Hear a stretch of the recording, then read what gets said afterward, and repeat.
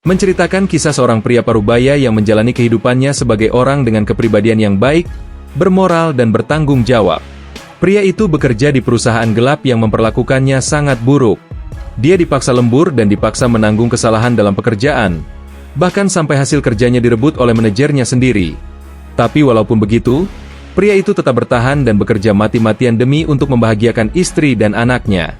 Sampai pada suatu ketika, pria itu mengetahui kebenaran bahwa anaknya bukanlah anak kandungnya. Mengetahui kebenaran bahwa istrinya telah mengkhianati dirinya, membuat pria itu akhirnya dicampakkan oleh istri dan anaknya karena hidupnya yang miskin. Selain dikhianati oleh istrinya, dia juga difitnah telah menggelapkan dana perusahaan yang membuatnya dipecat secara tidak layak. Membuat pria itu dipaksa harus mengganti uang perusahaan tersebut agar tidak dibawa ke jalur hukum. Istrinya juga memperparah hidupnya dengan memanfaatkan situasi tersebut untuk menceraikannya dan menuntut tunjangan hidup untuk anaknya. Namun walaupun begitu, dia tetap menjalani hidup dan percaya bahwa suatu saat, usaha dan kerja kerasnya akan terbayarkan. Tapi hidup berkata lain, dia mendapati dirinya menderita penyakit sangat parah yang membuat hidupnya harus berakhir.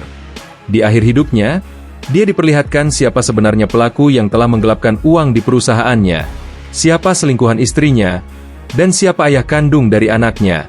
Yang ternyata orang itu adalah orang yang sama, yaitu manajer di perusahaannya sendiri.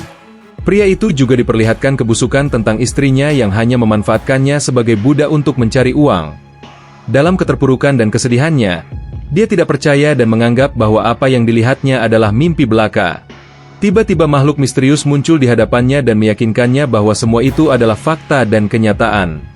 Mendengar perkataan dari makhluk misterius tersebut, pria itu dibuat sangat murka dan sangat ingin balas dendam. Membuat pria itu berkata bahwa, menjalani kehidupan menjadi orang baik, akan mendapatkan ganjaran yang baik, itu adalah omong kosong. Apabila ada kehidupan selanjutnya, dia akan menjalani hidup semaunya. Hidup dengan kedudukan yang tinggi, menginjak-injak yang lebih rendah darinya. Mendengar perkataan dari pria tersebut, makhluk misterius yang disebut sang pemandu menawarkan pria tersebut untuk bereinkarnasi ke dunia lain. Mendengar dirinya mendapatkan kesempatan hidup yang kedua, pria itu menyetujui dirinya direinkarnasi ke dunia lain sambil membawa penyesalan di kehidupan sebelumnya. Terlahir kembali sebagai Liam Sarah Banfield, anak satu-satunya di keluarga Banfield yang memiliki kekuasaan di tata bintang Alcaeus. Saat dirinya berumur 5 tahun, Liam diberikan hadiah ulang tahun sebuah robot AI pelayan oleh ibunya. Liam juga diberikan kekuasaan untuk menjadi penguasa di keluarga Banfield oleh ayahnya. Alih-alih memberikan kekuasaan kepada Liam, ternyata keluarga Banfield mengalami kemerosotan dan jatuh miskin selama 2 generasi. Membuat keluarga Banfield memiliki hutang sangat besar yang sulit untuk dilunasi. Mengetahui dirinya dilahirkan hanya digunakan untuk membayar hutang dan dimanfaatkan, Liam bekerja sama dengan robot AI pelayannya yang bernama Amagi, bertekad akan merubah hidupnya. Belajar dari pengalaman di kehidupan sebelumnya dan tidak ingin mengalami kehidupan yang sama, Liam bersumpah akan membalas semuanya. Di kehidupan barunya, dia memutuskan akan menjadi tiran kejam yang menginjak-injak orang lemah dan menindas rakyatnya. Menjadi bangsawan korup dan menggunakan kekuasaannya untuk mendapatkan semua yang dia inginkan demi kepuasan dan kepentingannya sendiri. Namun semua tidak berjalan sesuai keinginannya.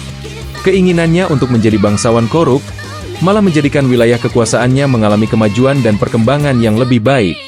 Wilayah Banfield yang selama ini sangat miskin, menjadi sangat makmur dan sejahtera di tangan kekuasaan Liam. Meskipun Liam berusaha untuk menjadi tiran yang kejam, semua bawahan pengikut dan rakyatnya justru mengagumi dan mencintai Liam sebagai penguasa yang hebat. Semua tindakan dan konsep kejahatan yang dia rencanakan, malah membuatnya menjadi penguasa yang baik dan bijaksana.